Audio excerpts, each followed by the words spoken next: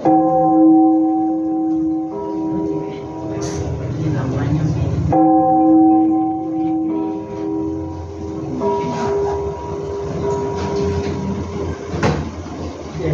selamat pagi Bapak Ibu yang terkasih dalam Tuhan Yesus. Kita bersyukur pada Tuhan sudah berikan kesempatan baru untuk kita beribadah, memuji Tuhan, mendengarkan firman Tuhan pada hari ini. Mari sebelum ibadah, saya silakan bagi satu sejenak untuk memohon pimpinan dari Tuhan Yesus.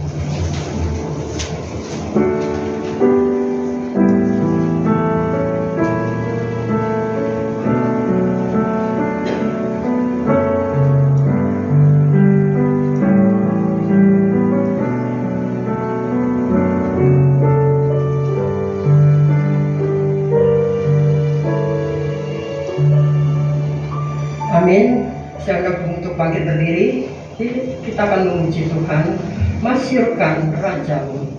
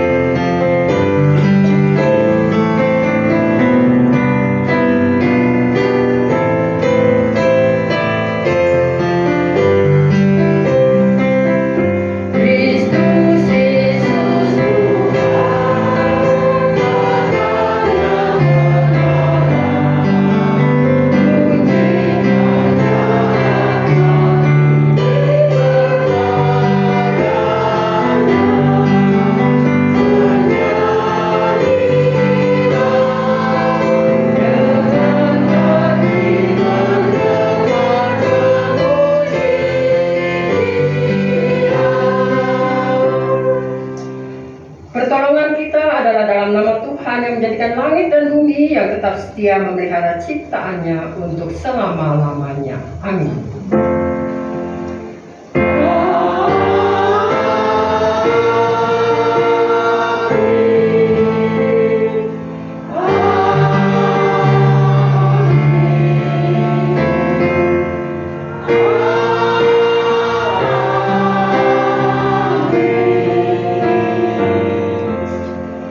Kasih karunia dan damai sejahtera dari Allah Bapa kita dan dari Tuhan Yesus Kristus menyertai saudara sekalian. Tuhan besertamu. Silakan duduk kembali.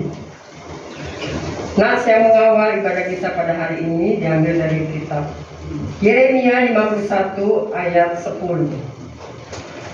Tuhan telah membuat segala kebenaran kita menjadi nyata. Marilah kita ceritakan di Sion perbuatan Tuhan Allah kita. Kita akan memuji Tuhan dari KPPK nomor 164. Dekat ke salib.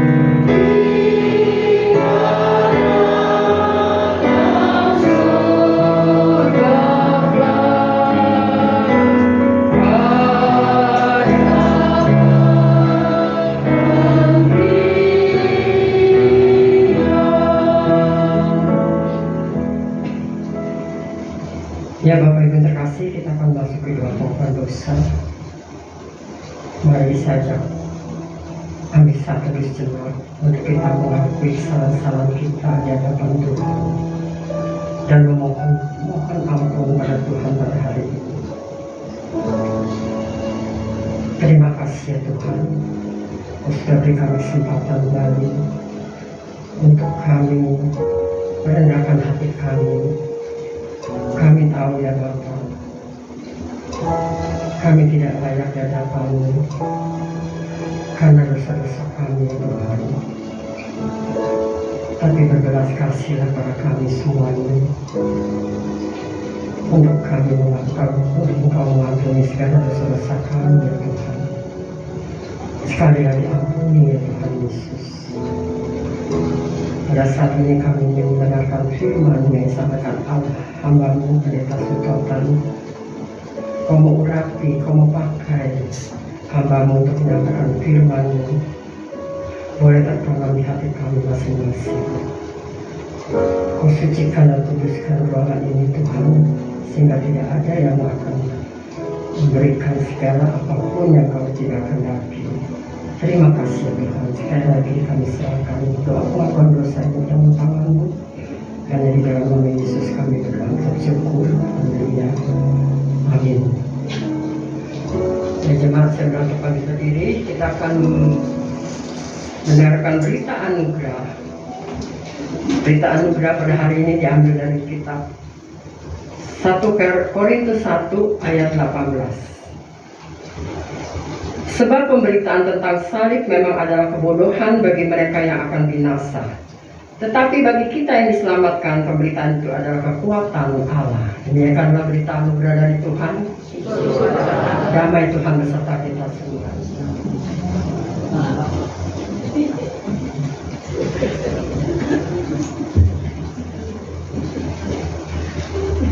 Ya masih tetap berdiri, kita nyanyikan pujian. Di salib, darah Tuhan dicurahkan menggantikanku. Untuk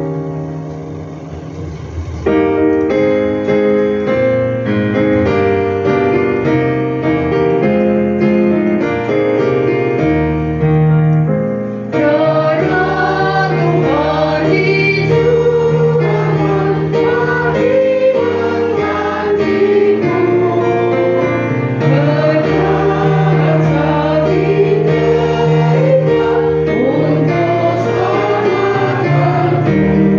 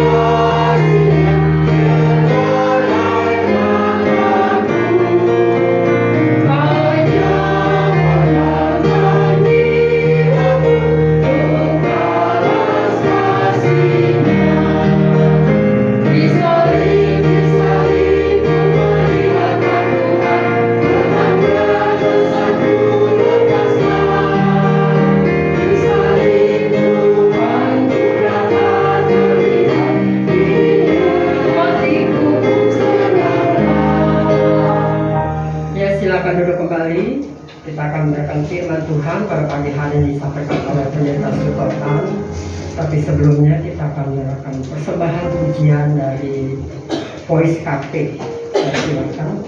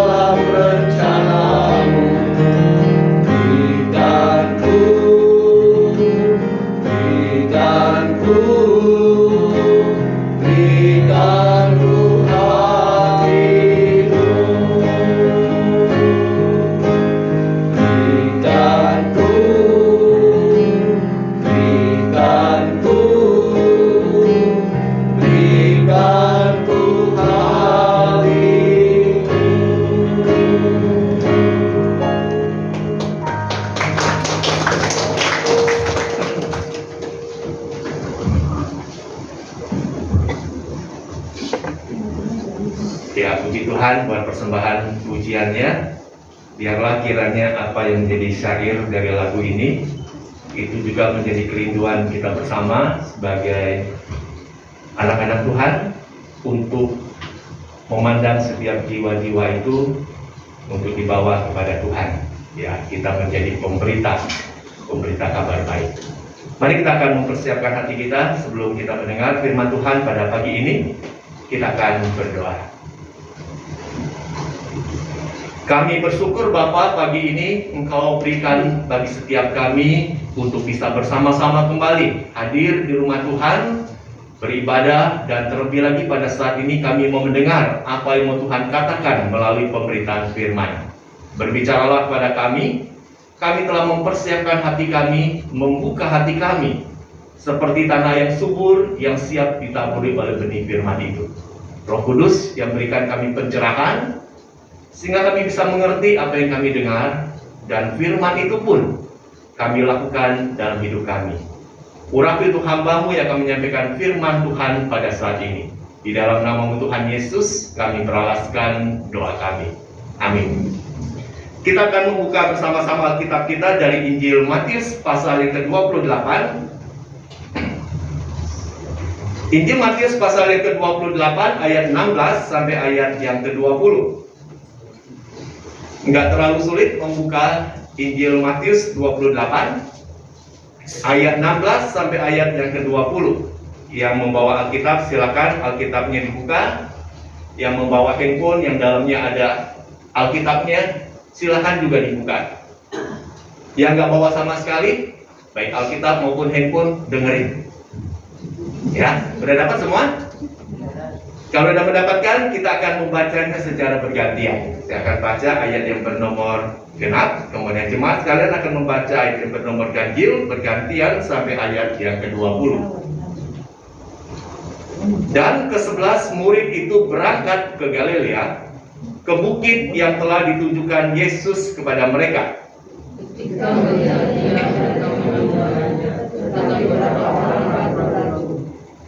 Yesus mendekati mereka dan berkata, "Kepadaku telah diberikan segala kuasa di sorga dan di bumi.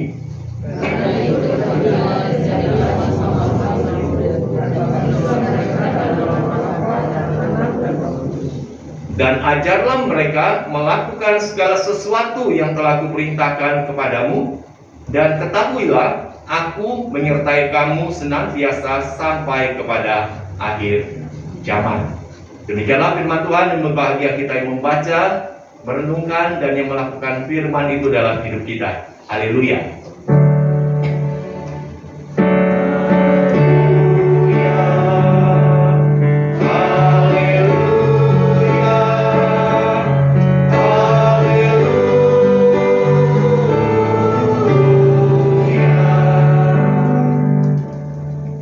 Shalom, selamat pagi jemaat yang dikasih Tuhan.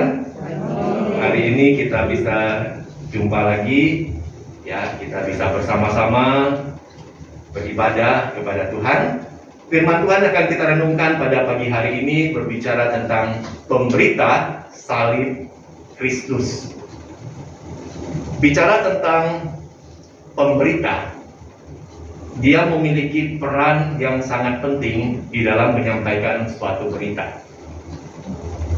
Setiap kita yang hari ini hadir, kita tentu pernah menjadi seorang pemberita berita penting. Betul nggak?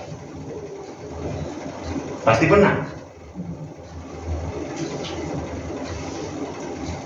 Jika berita itu adalah berita yang sangat penting, maka kita akan segera memberitakannya, menyampaikannya kepada orang yang seharusnya mendengar berita itu. Dan ketika sebuah berita disampaikan, haruslah berita itu berita yang benar dan bukan berita bohong. Jika berita yang kita sampaikan adalah berita yang bohong, lalu kita beritakan kepada orang banyak, akibatnya apa untuk orang yang mendengar berita bohong itu? Membuat orang itu takut, membuat orang itu khawatir, ya. Bahkan kita yang menjadi pemberita berita bohong itu akan berurusan dengan pihak berwajib. Beberapa waktu yang lalu diberitakan di Jawa Timur, khususnya di Tuban, bahwa di Tuban itu di pinggiran pantai banyak ikan-ikan yang mati. Pernah dengar beritanya ya? Jadi ketika ditemukan ikan-ikan yang mati, lalu diberitakan ikan itu mati karena tercemar oleh limbah yang berasal dari Jepang. Kaget nggak kita dengarnya? Kaget. Malahan ada orang-orang di kota dan sekitarnya itu nggak berani makan ikan tuh. Kenapa nggak berani makan ikan? Karena tercemar oleh limbah yang berbahaya. Nanti kalau dia makan, membawa dampak yang buruk buat kesehatan. Saya mulai was-was juga tuh waktu dengar berita seperti itu. Waduh, saya baru makan ikan ini. Ya, jangan-jangan ikan itu termasuk ikan yang baru tercemar oleh limbah dari Jepang ini. Bisa membawa dampak yang buruk. Beberapa hari kemudian diralat tuh beritanya. Ini ternyata beritanya berita bohong, hoax. Wah, lega juga ya. Lega juga. Jadi ketika kita mendengar sebuah berita bohong, kalau berita itu membuat kita cemas, khawatir, kita bilang secepatnya dianulir berita itu bahwa itu berita bohong. Tapi ada juga berita yang bisa membuat kita senang. Contohnya nanti di berita, setiap warga Tangsel. Siapa di sini termasuk warga Tangsel? Ada Tangsel, Tangerang Selatan? Ya, diberitakan setiap warga Tangsel nanti di awal tahun 2024 akan mendapatkan mobil listrik dan motor listrik secara gratis. Satu rumah tangga, satu mobil dan satu motor gratis. Nah, misalnya gitu. Senang nggak waktu kita dengar seperti itu? Waduh, motor listrik, mobil listrik, harganya sekarang ratusan juta. Kalau saya diberi oleh pemerintah Tangsel mobil, motor secara gratis, aduh senang sekali. Senang sekali. Kita berharap itu segera terrealisasi, kita bisa mendapatkan itu. Tapi dalam beberapa waktu dituliskan dalam berita, itu ceritanya cerita bohong. Sedih nggak kita dengarnya? Mana mungkin, betul kan? Ya. Kita kadang-kadang ketika mendengar sebuah berita, mau berita benar atau tidak, kalau itu menyenangkan bagi kita, kita pikir, wah enak juga di berita modern seperti ini. Tapi kalau beritanya menakutkan bagi kita, segera berita itu dianulir, diralat. Ini hal yang seringkali kita temukan dalam kehidupan kita. Nah sekarang kalau tema hari ini bicara tentang pemberita salib Kristus.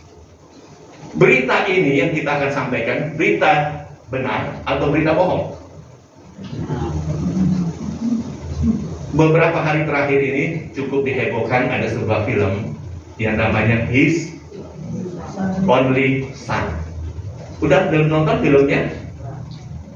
Siapa yang udah nonton filmnya?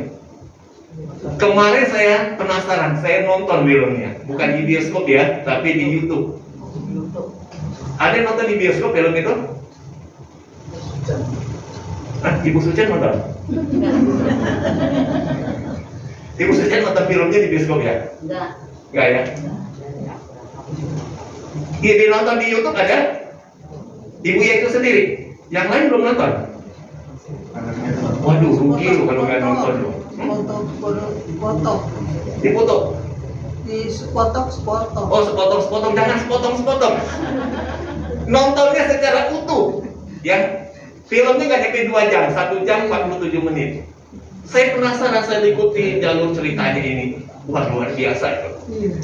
Dan yang sangat menyentuh pada saat terakhir film itu, ketika Ishak itu akan dikorbankan, akan disembelih oleh Ibrahim, oleh Abraham. Oh, yang itu ada Iya, ya. Itu sangat menyentuh. Sangat menyentuh sekali. Jadi waktu saya menonton film itu, saya hampir nangis juga melihat nontonnya ya. Saya pikir luar biasa Tuhan itu. Ya, luar biasa Tuhan bisa menggantikan Ishak yang sangat dikasih oleh Abraham menjadi korban bakaran buat Tuhan, digantikan oleh seekor domba yang Tuhan sediakan tersangkut di semak-semak. Itu Tuhan lakukan. Tetapi di ujung film itu dikatakan anak tunggal Allah, Yesus Kristus. Kenapa nggak Tuhan gantikan yang lain? Betul nggak? Kenapa Ishak aja Tuhan bisa gantikan dengan anak domba, dengan domba yang tersangkut di semak duri? Kenapa Yesus Kristus harus tergantung di atas kayu salib? Itu intinya sebetulnya. Sehingga banyak orang mengatakan nggak boleh film itu diedarkan, ya, dilarang secepatnya. Kenapa? Takut nanti banyak orang bertobat. Ya, itu kan sebetulnya. Karena kalau kita nonton alur cerita itu, waduh, saya bilang luar biasa ini penulis film ini. Dia bisa menceritakan setiap adegan demi adegan. Ketika orang melihat pada akhirnya, semua tertuju pada pribadi Yesus. Nah, kembali kita lihat, ketika kita bicara tentang pemberita salib Kristus, apakah berita ini adalah berita yang benar atau berita bohong? Siapa di sini bilang itu berita benar tentang salib Kristus? Oh, cuma sedikit ya ternyata. Yang lain berita apa jadinya? Bohong? Nah, kita harus sepakat dulu. Ya, kalau kita nggak yakin bahwa berita itu adalah berita benar, bagaimana kita mau jadi pemberitanya? Resikonya terlalu besar. Resiko terlalu besar. Kalau berita itu adalah berita bohong. Tapi kalau ini adalah berita benar, kebenaran, kita harus terus berjuang memberitakan berita itu. Para rasul, ketika mereka diutus menjadi pemberita tentang salib Kristus, mudah nggak untuk mereka lakukan? Susah menghadapi tantangan dan taruhannya nyawa. Bapak Ibu pernah membaca di dalam surat Rasul Paulus, khususnya ketika diceritakan tentang perkabaran Injil pemberitaan salib Kristus itu di dalam kitab Kisah Para Rasul, Paulus itu mengalami banyak sekali tantangan, bahkan nyawanya pun hampir hilang. Tapi kenapa dia berani terus maju melangkah memberitakan salib itu? Karena berita tentang salib adalah berita kebenaran, bukan berita bohong. Kemarin kita sudah menyaksikan ya kilas balik perjalanan mission trip yang dilakukan oleh beberapa gereja, lingkup GKI Klasis Priangan. Kita bisa bayangkan, mungkin dari tayangan itu nggak terlalu kebayang nih. Tapi ketika anggota tim pergi melihat secara langsung di lapangan, itu medannya sulit. Tapi pertanyaannya, kenapa mau melakukan pemberitaan tentang salib itu? Itu berita kebenaran yang perlu didengar oleh setiap jiwa-jiwa dari anak-anak itu, supaya mereka pun boleh menerima anugerah keselamatan. Mereka rela pergi jauh-jauh ke pedalaman Kalimantan Barat. Masih bersyukur anggota tim yang pergi, makannya terjamin, tempat tidurnya terjamin. Terjamin dalam arti meskipun harus gelaran di gereja, masih terjamin. Tapi pertanyaan, kenapa mereka rela lakukan itu? Karena yang mereka beritakan adalah kebenaran. Nah, kembali kita melihat apa yang menjadi teks firman Tuhan, beberapa ayat yang tadi sudah dibacakan.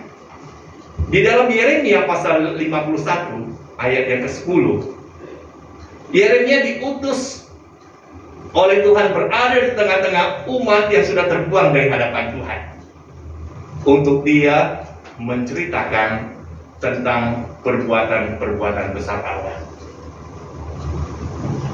Dan diingatkan di dalam Yeremia 51 ini, bahwa setiap orang yang telah mengalami perbuatan Tuhan yang ajaib dalam hidupnya, harus menceritakan itu kepada orang lain. Dan apa yang dia ceritakan itu adalah kebenaran yang nyata, bukan kebohongan. Bapak Ibu, seringkali kita sebagai anak-anak Tuhan kan suka diberikan kesempatan untuk kita menyaksikan pertolongan Tuhan dalam hidup kita. Pernah Bapak Ibu memberikan kesaksian? Nah, waktu kita memberikan kesaksian itu betul nggak kita alami? Atau cuma rekayasa? Pernah kan kita misalnya dengar ya, misalnya di tayangan YouTube kan suka ada kesaksian yang diberikan, dan kadang-kala kesaksiannya spektakuler banget itu. Pertanyaannya, apakah kesaksian yang diberikan itu betul-betul dia alami atau cuma karangan dia sendiri? Nah, yang Tuhan kehendaki ketika kita menyaksikan perbuatan-perbuatan besar Tuhan yang ajaib yang kita alami, itu adalah betul-betul kita alami, bukan cerita-cerita buatan kita. Tapi yang kita alami sehingga waktu kita menceritakan itu ada kekuatan besar dan orang bisa merasakan itu.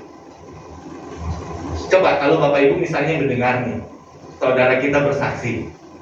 Kalau dia ngalami betul kesaksian itu, kita mendengarkannya diberkati nggak menurut kesaksian dia? Kita diberkati. Tapi kalau cuma bohongan gimana? Misalnya kerahasiaan gini, kemarin ya, saya ini dalam keadaan bokek sama sekali, bokek, katanya. Jadi waktu itu sudah jam 9 malam. Saya belum makan, keluarga saya belum makan. Terus kami berdoa bersama-sama, Tuhan tolong kami. Tahu-tahu kita jam setengah 12 malam, pintu pagar rumahnya diketok orang. Waktu diketok, pintu dibuka, lihat ada tukang GoFood yang datang membawa makanan. Dia bawa makanan yang cukup buat kami sekeluarga.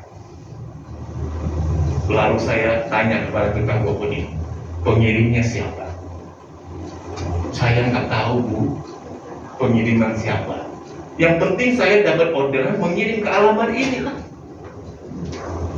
Waktu kita dengar kesaksian model seperti itu, kita dikuatkan nggak iman kita? Dikuatkan loh. Itu bukan cerita dongeng. Cerita betulan dialami. Nah, kembali kita melihat apa yang menjadi pembacaan nats firman Tuhan hari ini. Di dalam Injil Matius pasal 28, ini menyatakan sebuah tugas besar untuk setiap orang yang telah diselamatkan di dalam Yesus Kristus. Mereka dipanggil untuk menjadi pemberita dari salib Kristus itu. Coba kita melihat beberapa teks di dalam Injil Matius 28 ini. Mulai dari ayat yang ke-18, ayat yang ke-16-nya.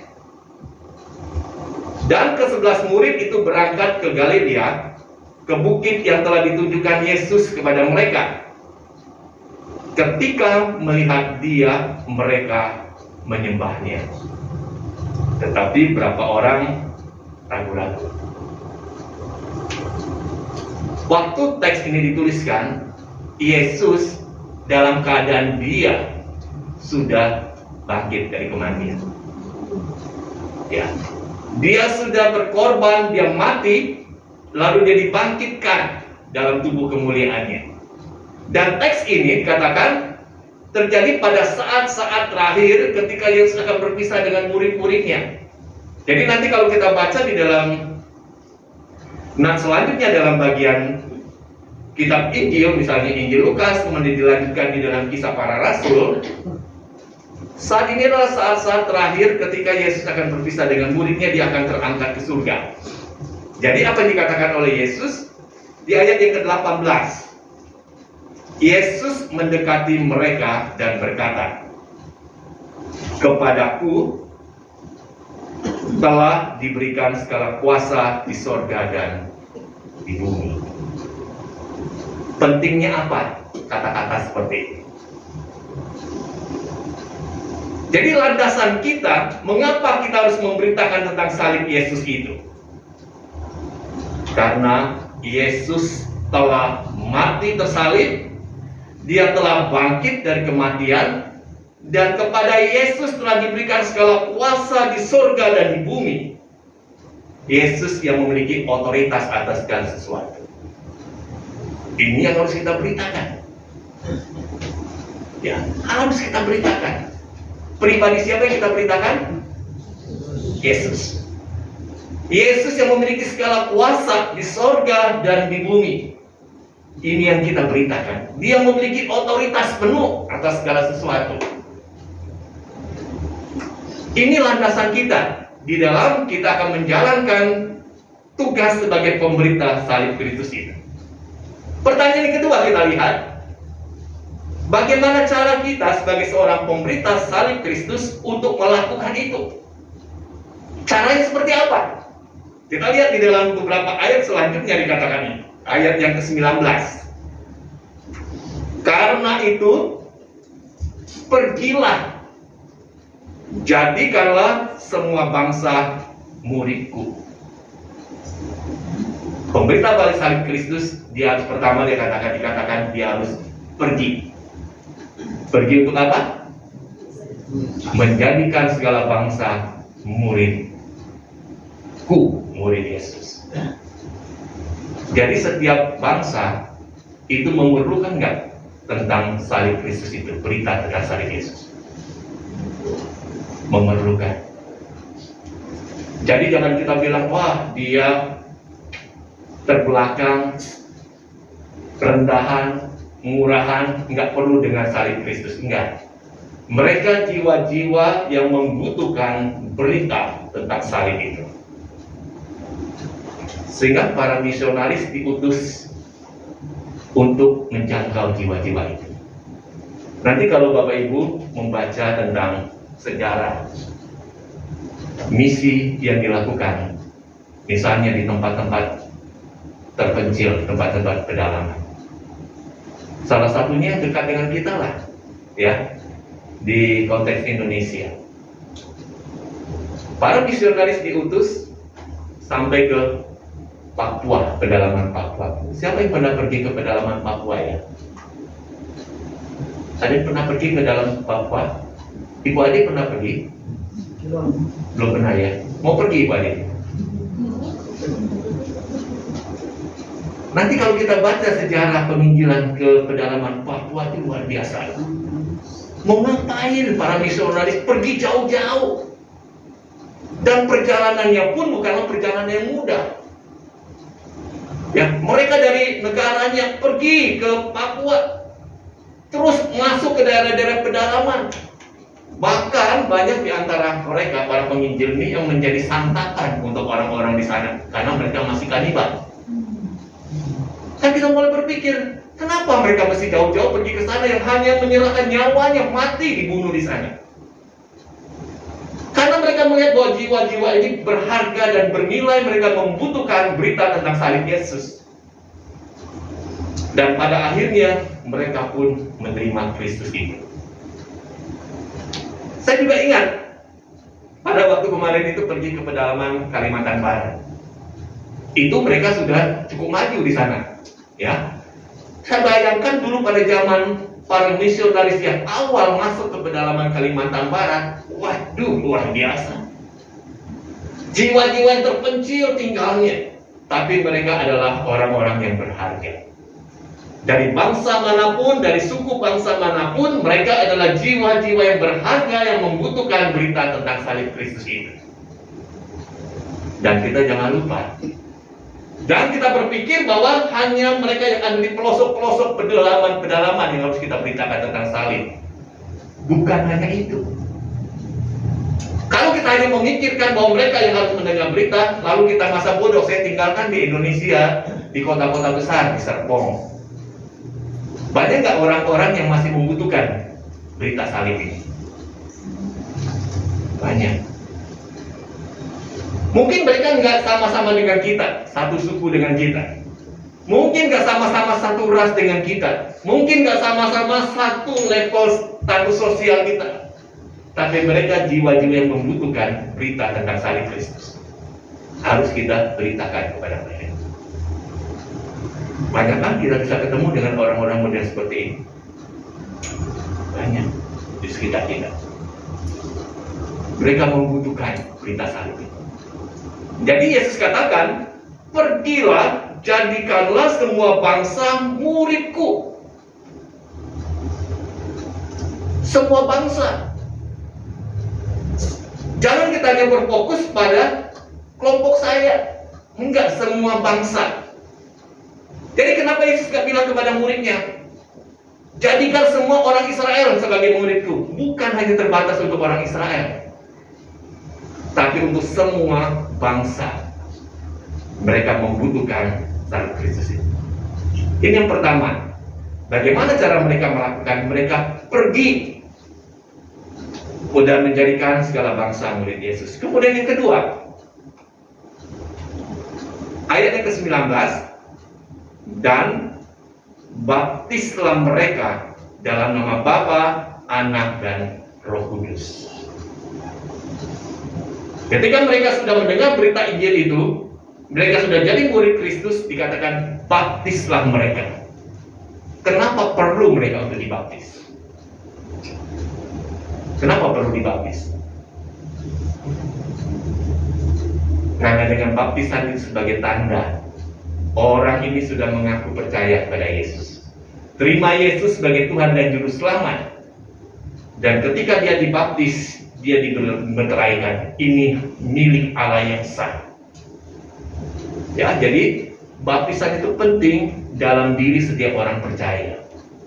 Betul, baptisan itu nggak menyelamatkan. Yang menyelamatkan dia percaya kepada Yesus. Tetapi wujud tanda dia percaya, dia memberi diri untuk dibaptis. Itu menjadi sah. Dia adalah milik Tuhan. Jadi yang kedua dikatakan baptislah mereka. Kalau sudah dibaptis, selesai urusannya? Belum. Ya, dilanjutkan lagi di dalam ayat yang ke-20. Dan ajarlah mereka melakukan segala sesuatu yang telah kuperintahkan kepadamu. Ajar mereka. Jadi bagi jemaat yang sudah dibaptis, jangan cepat puas bilang, saya sudah dibaptis selesai semuanya. Enggak. Santai-santai aja dah di rumah. Nggak usah kebaktian lagi dah. Nggak usah lakukan ini dan itu. Kurung diri aja di rumah, nonton TV, makan, minum, selesai urusannya. Enggak, ingat ya. Firman Tuhan katakan ketika engkau sudah dibaptis, engkau harus terus diajar tentang segala sesuatu yang telah diajarkan kepadamu. Untuk apa? Untuk engkau lakukan itu. Kita terus belajar. Sampai kapan sih kita perlu belajar diajar oleh firman Allah? Sampai umur 50 cukup? Kalau udah 50, banyak di sini udah 50 tahun, selesai, kita nggak usah belajar lagi dah. Sampai umur 80? Selesai? Sampai mendapatkan tulisan RIP, Rest in Peace. Artinya apa? Sampai kita menutup mata. Sampai akhir hidup kita. Selesai pembelajaran. Tapi selama kita diberikan nafas kehidupan oleh Tuhan, kita harus terus mau diajar. Diajar bukan sekedar kita tahu. Ya, bukan sekedar kita tahu apa yang diajarkan, tetapi kita disuruh untuk apa? Melakukan. Pentingnya yang diajar itu untuk dilakukan, bukan hanya kita tahu. Banyak sih yang sudah kita dengar tentang ajaran-ajaran itu sebetulnya. Banyak sekali. Ya, banyak sekali. Contoh ketika kita mendengar Yesus mengajarkan, kita saling mengampuni, memberikan pengampunan dulu. Sudah tak kita lakukan itu? Kita diajar untuk saling mengasihi. Sudah tak kita melakukan itu? Kita diajar untuk mau berbagi. Sudahkah kita melakukan ini? Kadang-kadang kita enggak lakukan. Sebatas cuma saya tahu, selesai. Urusan melakukan nanti dulu, udah lihat sikon dan situasi. Tapi Tuhan Yesus enggak katakan seperti itu. Engkau dipanggil sebagai pemberita salib Kristus. Engkau pergi, jadikan semua bangsa muridku. Setelah itu mereka dibaptis dalam nama Bapa, Anak, dan Roh Kudus. Ajar mereka terus belajar untuk melakukan segala sesuatu yang telah diajarkan, supaya mereka kerohaniannya semakin hari semakin bertumbuh dewasa. Itu yang Tuhan kehendaki. Jadi bagi setiap kita, kedewasaan rohani seseorang itu tidak dipengaruhi, tidak ditentukan oleh umur orang itu berapa. Enggak ya. Enggak jamin orang yang umurnya udah kepala 7, kepala 8 rohaninya pasti lebih mantap dibanding yang masih umurnya kepala 3 atau kepala 2. Enggak jamin. Ada yang umurnya udah kepala 7, kepala 8, tapi kerohaniannya seperti anak TK tuh. Ada nggak seperti itu? Tahu kalau yang kerohanian seperti anak TK?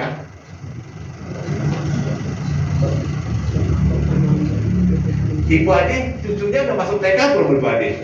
Belum ya? Siapa yang cucunya udah masuk TK? Oh, Ibu Yecu ya? Aku tanya Ibu Yecu dulu pengalaman Ibu Yecu sebagai oma ya. Ibu Yecu kalau anak TK gimana sih? Ngambek kan, betul. Ya, kalau dia lagi ngambek gimana pegang ngambek? Dikasih iming-iming, betul ya?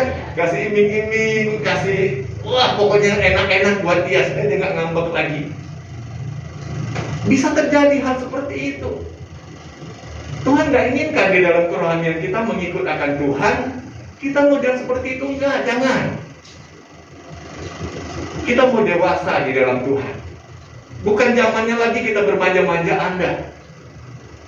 Karena tantangan sebagai seorang yang mengikut Yesus bukanlah tantangan yang semakin lama semakin kecil levelnya, tapi semakin besar. Kita bisa bayangkan pada zaman para rasul dulu ya. Kalau orang Kristen modelnya seperti ini, bermanja-manjaan, perlu yang pokoknya dielus-elus terus. Kekristenan bisa nggak bertahan sampai sekarang? Ingat ya, karena tantangan sebagai seorang yang percaya Yesus itu dikejar-kejar, mereka dianiaya. Mereka menjadi Kristen yang tangguh, bukan Kristen yang kekanak-kanakan lagi. Kita yang hidup zaman sekarang ini pun sama. Tantangan sebagai seorang pengikut Yesus itu bukan semakin lama semakin mudah. Kita bersyukur kita di sini masih aman ya. Aman, gak ada yang ganggu waktu kita ibadah.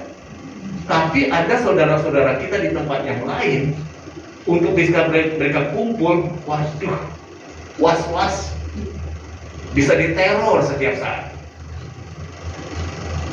Nah, kembali kita lihat, ketika kita sudah mendapatkan sebuah tugas sebagai pemberita salib Kristus, apa janji Tuhan bagi pemberita salib Kristus itu?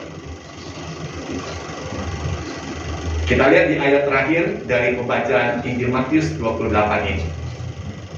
Ayat yang ke-20. Dan ketahuilah, ya, dan ketahuilah, aku menyertai kamu senantiasa sampai kepada akhir zaman. Siapa yang janji seperti ini? Yesus. Aku menyertai engkau sampai kepada akhir zaman. Wah, luar biasa. Jadi kita melakukan tugas sebagai pemberita salib Yesus bukan tugas sendirian kita lakukan itu, bukan. Tetapi ada Tuhan Yesus yang menyertai kita untuk kita menyelesaikan tugas ini. Sehingga nanti Bapak Ibu bisa mengalami sebuah dorongan besar ketika kita berjumpa dengan seseorang untuk kita cerita tentang salib Yesus itu. Ada dorongan kuat. Dan kalau dorongan itu menggerakkan kita, jangan kita tahan, tapi kita harus ngomong. Pernah nggak ya Bapak Ibu mengalami seperti itu? Misalnya kita berjumpa dengan seorang, kita nggak tahu dia sudah percaya atau belum. Roh Kudus sudah gerakan kita, bicara dengan dia, sampaikan salib itu kepada dia. Lakukan tugas itu, meskipun kita sederhana bicaranya. Ya, Tuhan janjikan dia akan menyertai kita. Yang terakhir, ketika pemberitaan tentang salib itu disampaikan, maka akan diberikan respon dua macam. Ya, dua macam respon yang akan diberikan buat berita tentang salib itu yang diterima oleh seseorang. Ini dinyatakan di dalam surat Rasul Paulus tadi, di dalam 1 Korintus pasal 1 ayat 18. Respon yang pertama itu apa? Pemberitaan tentang salib dianggap sebagai kebodohan. Bagi siapa? Bagi orang-orang yang akan binasa. Jadi waktu kita cerita tentang salib Yesus, mereka katakan itu kebohongan, bodoh yang mau percaya seperti itu. Dan mereka akan mati-matian untuk menentang berita salib ini. Termasuk yang terjadi sekarang ini ya. Ketika film His Only Son akan diputar di Indonesia, ada pihak-pihak yang menentang keras. Enggak boleh ditayangkan. Ya, enggak boleh ditayangkan. Kenapa enggak boleh ditayangkan? Alasannya konyol tuh. Bisa menyesatkan umat. Umat yang mana disesatkan? Betul kan? Umat yang mana disesatkan? Bisa menggoncangkan, menyesatkan, dan lain-lain alasannya. Jadi orang-orang yang akan dikatakan mereka akan binasa, mereka anggap pemberitaan tentang salib itu adalah sebuah kebodohan. Nggak perlu didengar, nggak perlu diberitakan. Ini respon pertama. Respon yang kedua, pemberitaan tentang salib itu merupakan kekuatan Allah bagi mereka yang akan diselamatkan. Jadi bagi orang-orang yang akan diselamatkan mendapatkan anugerah itu, berita tentang salib adalah kekuatan dari Allah yang membuat mereka mengalami sebuah sukacita besar waktu dia mendengar tentang salib itu. Dan kita yang hari ini hadir di rumah Tuhan, kita masuk golongan yang mana kira-kira ya? Saya yakin kalau golongan pertama nggak mungkin kita ada di gereja ini saat sekarang. Betul kan? Kita ada di golongan yang kedua. Saya yakin bahwa setiap kita bukan dari latar belakang orang yang sudah percaya kepada Yesus. Bukan dari latar belakang keluarga yang sudah percaya kepada Yesus. Bukan. Termasuk saya sendiri. Kemarin waktu saya ikut konven dari 6 gereja Presbyterian di Bali, ngobrol-ngobrol sama rekan hamba Tuhan, dia tanya, dulu asalnya dari mana? Saya bilang saya asalnya dari Palembang. Tanya lagi, dulu waktu masih di Palembang di gereja mana? Saya bingung jawabnya dari gereja mana, betul ya? Saya bilang saya bukan orang gereja, belum percaya kepada Yesus. Saya masih pai-pai. Pai-pai tahu kan? Ya. Masih menyembah patung-patung. Mulai dari lahir dari keluarga yang belum percaya kepada Yesus. Saya bisa belajar sekolah, melanjutkan ke Bandung. Saat di sanalah saya mulai pertama kali diajak ke gereja oleh cici saya. Saya dengar firman Tuhan itu. Dan terus ada sebuah kerinduan itu terus mendalami tentang firman Tuhan tentang Alkitab. Waktu saya sudah mendengar, saya percaya Yesus, saya pulang waktu liburan. Saya cerita kepada keluarga tentang indahnya percaya kepada Yesus. Dan puji Tuhan, anggota keluarga yang lain memberikan respon yang baik. Mereka pun mengikuti jejak iman yang sama. Dan setiap kita pun juga memiliki tugas yang sama. Saya yakin setiap jemaat, belum semua anggota keluarga percaya kepada Yesus kan? Belum. Pasangan hidup kita saja lah yang orang paling dekat dengan kita. Suami kita, atau istri kita, orang tua kita, mertua kita.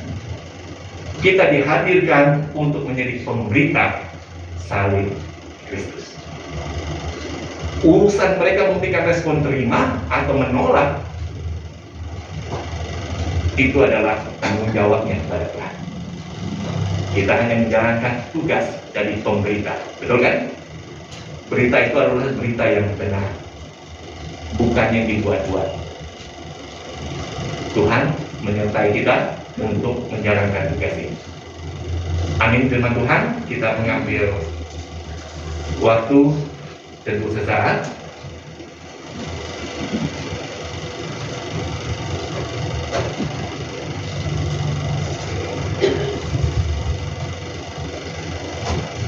Tuhan, kami bersyukur firman-Mu boleh kami dengarkan pemberitaannya pada hari ini. Biarlah apa yang boleh kami dengar membuat kami sadar diri bahwa kami dihadirkan di tengah-tengah dunia ini menjadi pemberita salib Kristus. Yesus sudah mati tersalib bagi kami. Bahkan dia sudah bangkit dari kematian. Maut itu sudah dikalahkan. Sehingga setiap kami yang percaya pada Yesus, kami mendapatkan anugerah keselamatan itu. Tolong kami, berikan kami keberanian untuk melakukan tugas itu, memberitakan tentang Yesus. Dari mulai orang yang terdekat dengan kami, dalam lingkup keluarga, buat pasangan hidup kami, buat anak-anak kami, buat keluarga besar kami. Tolong kami Tuhan untuk kami berani cerita tentang Yesus. Melalui hidup yang kami nampakkan, mereka boleh melihat sebuah perubahan besar terjadi dalam hidup kami sebagai seorang yang sudah percaya Yesus. Berbelas kasihanlah atas setiap jiwa-jiwa itu yang masih berada di dalam gunggungan dosa. Tuhan, Kau melihat agar setiap umat-Mu yang hari ini hadir di rumah-Mu, mereka mungkin berada dalam kondisi sedang bergumul dalam pergumulan hidup mereka.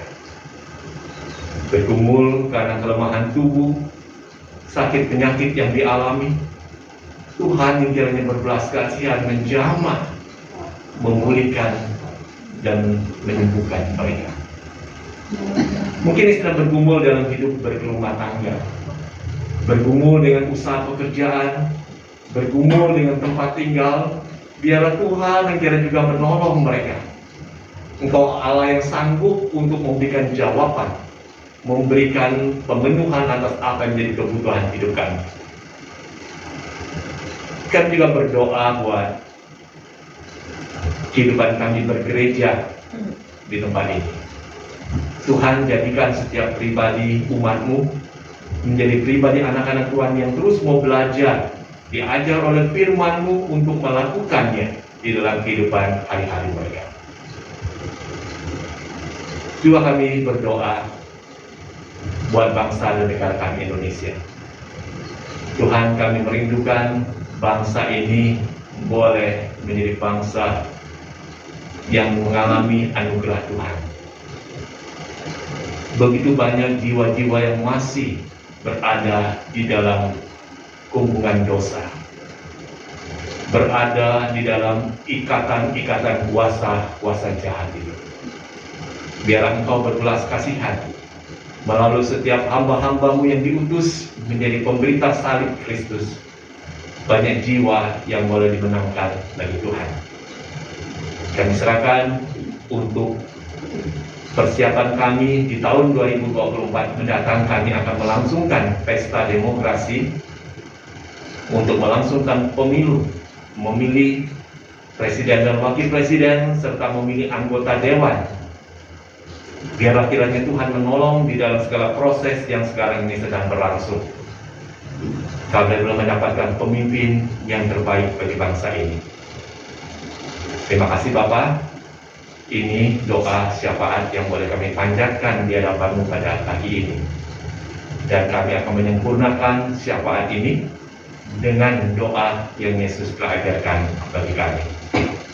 Bapa kami yang di surga, dikuduskanlah nama-Mu, datanglah kerajaan-Mu, jadilah kehendak-Mu di bumi seperti di surga.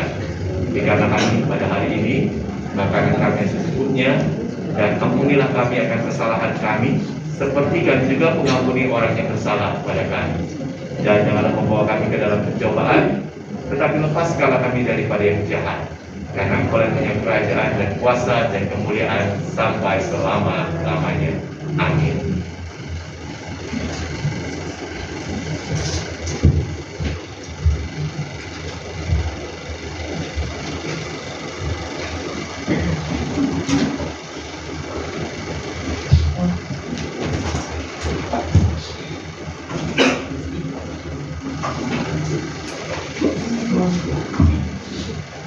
Sendiri.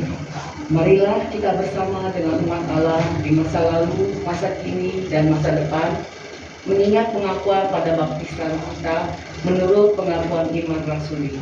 Aku percaya kepada Allah, Bapa yang Maha Kuasa, Khalik langit dan bumi, dan kepada Yesus Kristus, Anak-Nya yang tunggal Tuhan kita, yang dikandung daripada Roh Kudus, lahir dari anak darah Maria, yang menderita sengsara di bawah pemerintahan Pontius Pilatus, disalibkan, mati dan dikuburkan, turun ke dalam kerajaan maut, pada hari yang ketiga bangkit pula dari antara orang mati, naik ke surga, duduk di sebelah kanan Allah, Bapa yang Maha Kuasa, dan dari sana Ia akan datang untuk menghakimi orang yang hidup dan yang mati. Aku percaya kepada Roh Kudus, gereja yang kudus dan am, persekutuan orang kudus, pengampunan dosa, kebangkitan orang mati, dan hidup yang kekal. Amin. Silakan duduk.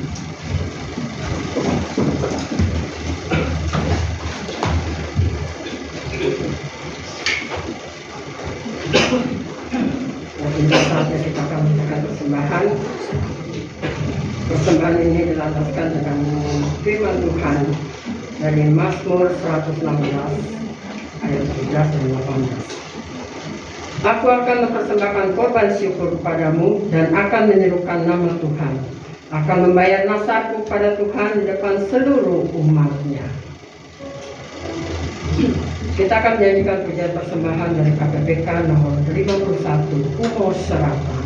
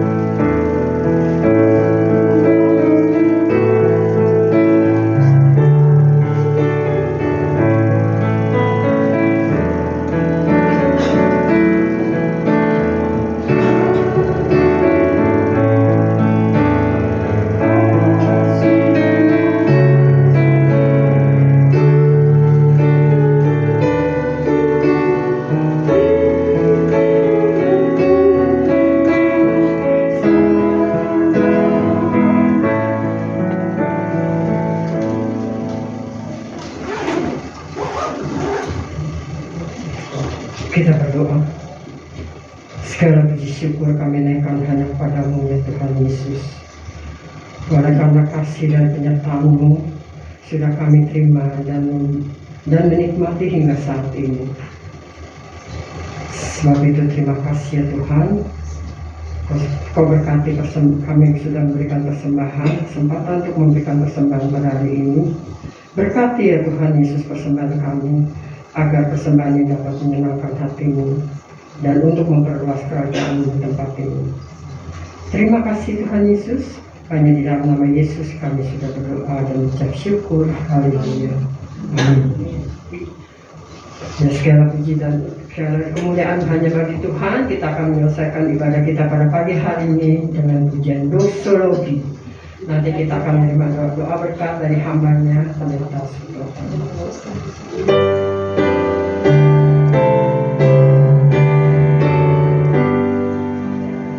Puji Allah.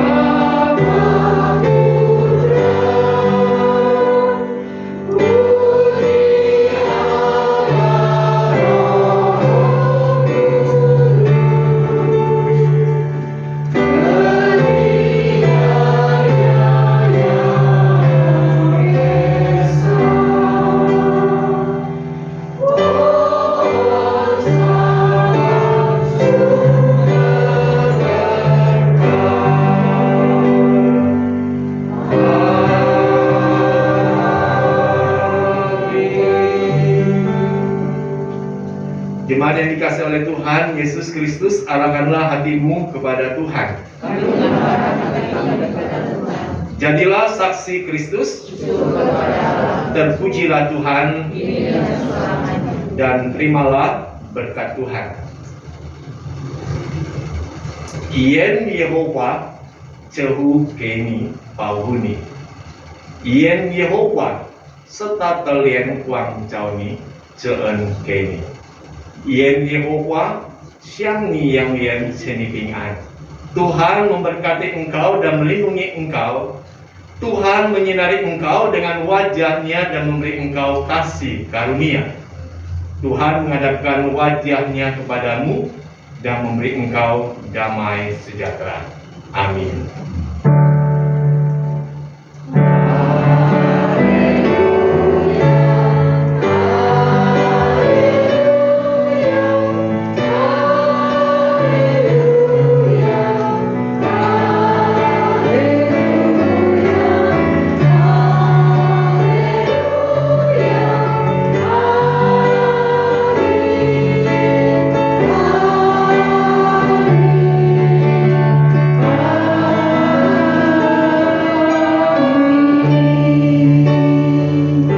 Silakan duduk, ambil satu jenak untuk mengucap syukur pada Tuhan. Selesai sudah ibadah kita pada pagi hari ini.